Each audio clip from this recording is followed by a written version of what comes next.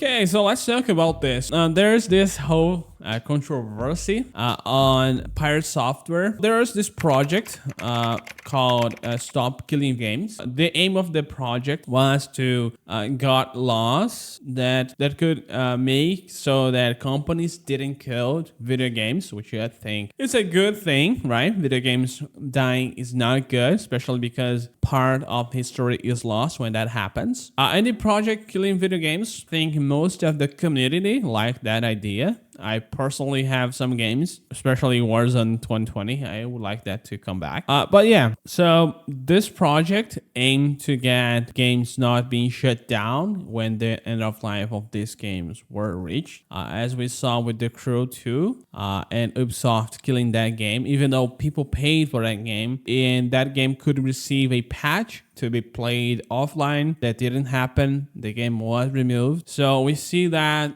many games got killed. But this brings us to this tweet, which was deleted, I think, from Pirate Software, saying, "Sup, Akos Farms. I put out 2 videos disagreeing with you initiative 10 months ago and haven't talked about since. Okay, now your initiative has failed and you're blaming me for 30 minutes of the hour-long video covering it. It's hard to say which role Pirate Software had on this, but one thing's for sure, right? Pirate Software is very, very popular, and his community definitely has an influence on this, especially around video games. If he was another matter, I think it would be another question, but this is about video games, and Pirate Software is a gamer developer. But yeah, which brings us to this. I'm gonna be watching this video from Charlie or Penguinzo. Let's have a listen. I'm not gonna watch the whole thing. I'm gonna link the video down below, so if you guys wanna watch the whole video, okay? Let's have a listen.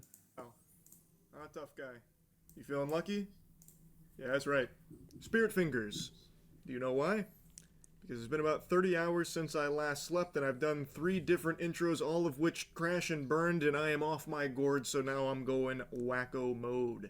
But, even in my sleep-deprived state, I am still lucid enough to recognize how cattywampus the AAA gaming space has become. Like, the gaming industry has so many things that I have bitched and moaned about. Probably the biggest practice that I've been most vocal about, not exactly shy on, is the topic of you will own nothing and be happy.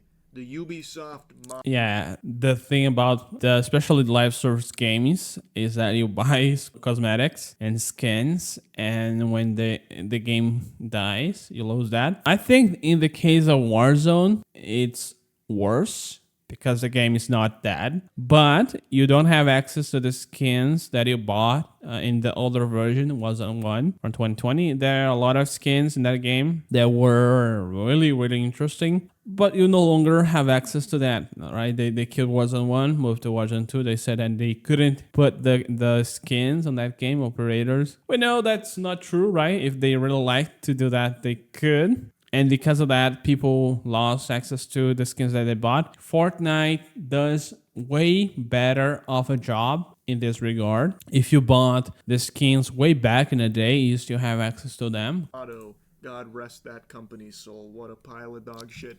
But it's not just Ubisoft. That has become a prevalent business strategy across the gaming industry. You will own nothing. You will be happy. You're basically... You come away with the idea of ownership of whatever games you purchase. I've worn this topic out more than a fleshlight in a frat house, but it is something I am very passionate about. The gaming industry is getting away with more and more garbage where they'll take a shit in your mouth and you're expected to thank them for adding some flavor to your taste buds. It's terrible.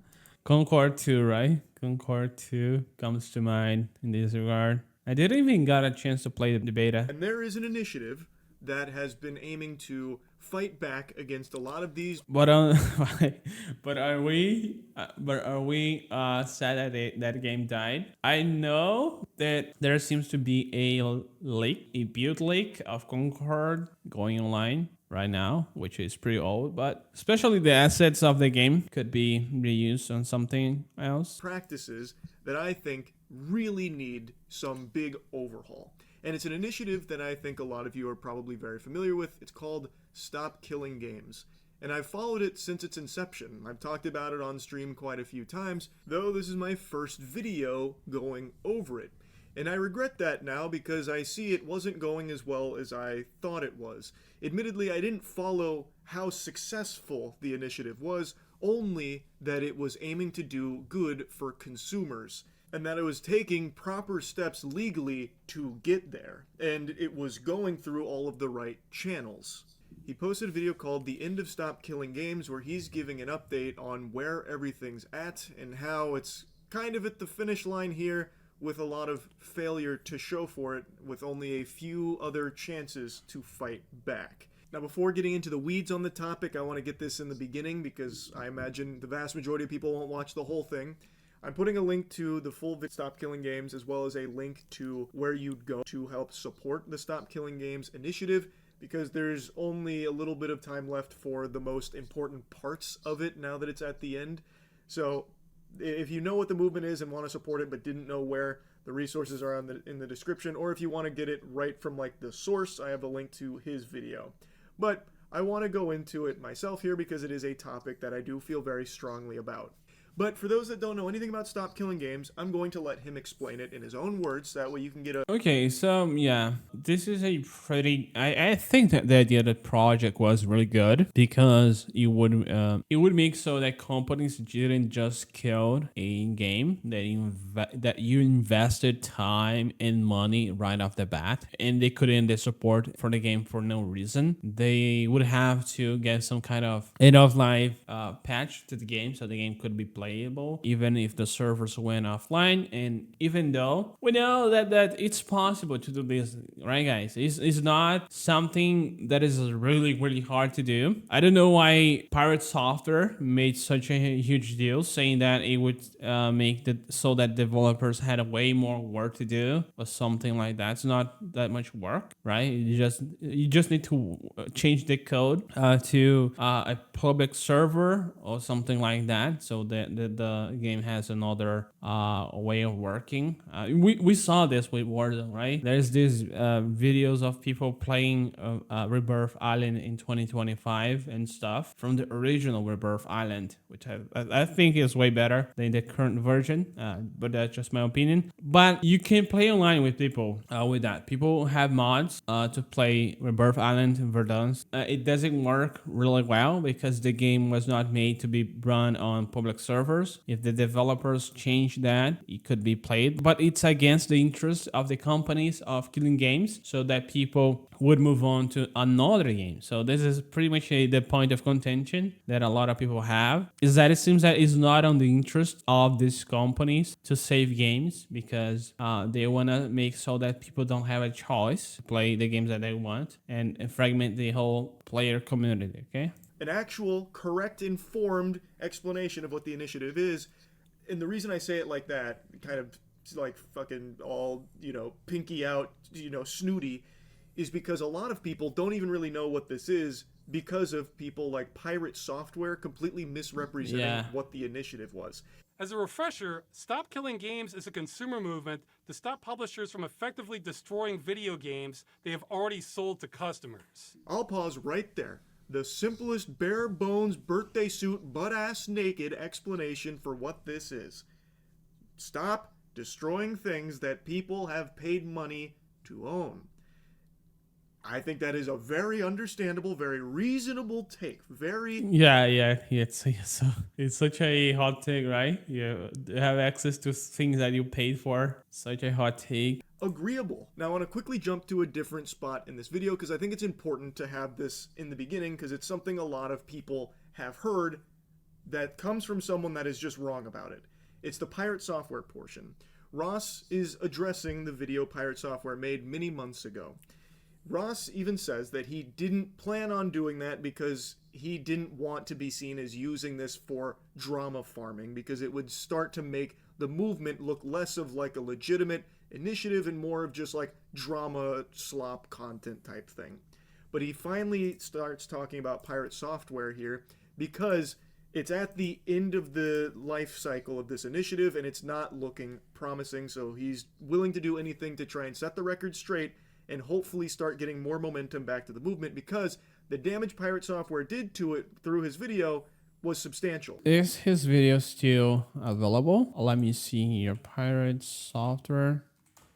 Stop Killing Games. His video got 1.2 million views, okay? So the video was pretty popular. If you guys want me to react to this video, you guys can comment down below. But the thumbnail, yeah, the thumbnail is really not... Yeah, the thumbnail is kind of... Yeah, you guys can see the thumbnail. It's pretty much Pirate Software throwing the project in the trash. So he's pretty much against this project and have an idea of how he views this. But yeah, this video came out right as we were building. Yeah, you guys can see here. Momentum. Then, except for one boost in Germany, the signatures started drying up like clockwork. Ford does not understand what Stop Killing Games is. Here it is in his words. So for those who don't understand, the Stop Killing Games initiatives is basically, we don't want single-player games to have DRM that the developers can turn off and thus render the single-player How does he got so wrong, dude? games inactive anymore. This is what they want to change. They need to be specific that they're talking about single-player games that do not need a server to support them. And as much as they want it to be about specifically games where it is a single-player game that has always online functionality, it would impact every live service game that exists, instead of just targeting single-player, always online games. No, that's not what it is. Stop Killing Games includes single-player games, but nothing about it is specific to them. He completely made that up, and I have no idea where he got that impression. It's the first line on the website. Stop Killing Games is a consumer movement started to challenge the legality of publishers destroying video games they have sold to customers. But the movement includes all this stuff from earlier, and he was mostly talking about the initiative. He didn't even get the Cliff Notes summary right. He missed all the QTEs and got the bad ending on understanding the initiative from the jump. Yeah, it's pretty much I would say that he did this on purpose, but I don't know. Like, he's a game developer. How does he not get that DRM has nothing to do with this? It's pretty much like, yeah, they could still have DRM on the game. But then again, right? This is something that it must be some kind of a conflict of interest of his. Here, Ross is correct. This has nothing to do with just single-player only games that require an online connection, that when the online connection is severed, you lose access to the game. Like, yeah, that is included in all of this, but that's not, like, what the whole movement is about. And for some reason, Pirate Software is stun-locked on that, like, fixated, as if that is the actual, like, meat and potatoes of Stop Killing Games. They need to be more specific in their language about it being single-player, always online connectivity games. When that's just not what it's about. Like, they're not being specific about that because that is not what they are specifically targeting. It is about the whole practice of destroying games that consumers have already purchased and having no end-of-life plans for games that are being sunset. So, for example, The Crew. The Crew is an example everyone is going to reference and talk about because Ubisoft is still currently in a lawsuit. To say that you don't count video games is crazy, though. What does this mean for the future of video games? If this initiative did really got through, I wonder what kind of effect it would have on video games, especially on publishers. Battling against it for what happened with this game. I've yapped about it. Because in any kind of consumer protection laws, I don't think you would be able to remove the access to things that people already bought. That would be something that in a lot of countries, the consumer protections law would protect against that. I think that that's not really hard to happen. But video games, since they are digital good, you could have your right forfeited for no apparent reason other than the developer don't wanting to give you support anymore. So there's no like technological limitation. It's not like you own cassette tape and you don't have the hardware to play that or something like that. It's a digital good. It's basically a license. Yeah. Quite a bit, so I'm not just going to regurgitate that. I'm sure a lot of you already know this story about it. But basically, you buy the crew, Ubisoft pulls the plug on the servers, you can't play the crew anymore. Now it's just an old wet dream of what once was. And they are facing a lawsuit. And while this is in the umbrella of Stop Killing Games, it is not the only thing Stop Killing Games is referencing when it comes to this practice. Pirate Software is so hung up on it being single-player games that people lose access to, when that is a component of it, but not the entire focus. Well, the short version is the initiative is about requiring publishers to have end-of-life plans for games they've sold to customers in the future. So when they shut them down, customers can continue running them without their support. So that's one thing Thor doesn't understand, but he also seems to think this is about converting multiplayer games to single-player. Transitioning an entire multiplayer server-side game into a single-player video game, which means rebalancing the entire experience around single-player, rebuilding everything in the entire game. How are you going to do that with Final Fantasy XIV? You're just going to make all the raids soloable? Imagine the day that World of Warcraft shuts down, and suddenly you have to make it a single-player game for every individual that ever bought the game. That's what they're asking for. No. That's crazy though. I'm gonna leave guys some gameplay of people playing Warzone in custom lobbies in the Warzone 2020 version of the game. So the way people do that is that someone plays the build version on a server and people connect to that server and then they can join the lobby. This isn't that hard to do on the part of the developers, okay? This is not that hard. It's pretty much changing the location of the server. Oh my gosh, this is such a... Because they would have to sunset live service games as a single-player experience. The idea that suddenly you need to make every single live service game playable single-player offline? No, dude. Correct. No. This part is more confusing than Finnegan's Wake, because nowhere in anything on Stop Killing Games has this even been like a talking point from anyone besides Pirate Software. I don't know where he pieced this puzzle together. Like I don't get it. Like if I'm gonna try and like really reach here and give like a charitable explanation for this take, maybe he's extrapolating based on the idea that if publishers have to have end-of-life plans for their games, that includes MMOs, where once the game is getting sunset, you're pulling the plug on it, you would then need to turn the game over to the community in a playable state, an accessible state, like give the code to them.